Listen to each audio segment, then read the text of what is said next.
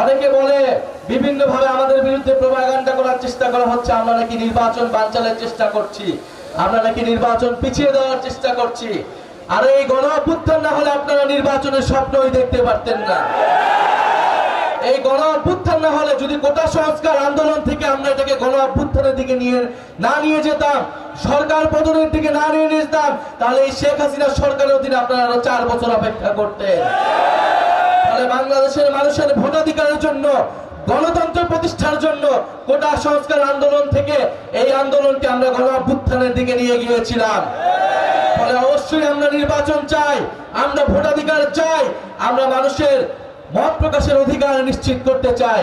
কিন্তু আমরা বলেছি শুধুমাত্র ভোটাধিকারের মাধ্যমে, শুধুমাত্র এক সরকার থেকে আরেক সরকার পরিবর্তনের মাধ্যমে আপনার আমার জীবনের কোনো পরিবর্তন হবে না।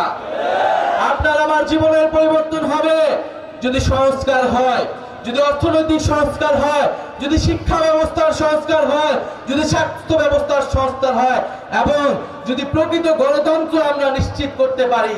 আমরা এমন একটা সংসদ যদি তৈরি করতে পারি যেখানে ক্ষমতার ভারসাম্য থাকবে, যেখানে এক ব্যক্তি, যেখানে শুধুমাত্র কেবল প্রধানমন্ত্রীর কথায় পুরো রাষ্ট্র, পুরো সরকার পরিচালিত হবে না। আমরা সেই সরকার, সেই রাষ্ট্র ব্যবস্থার জন্য, সেই নতুন দেশের জন্য কথা বলে যাচ্ছি।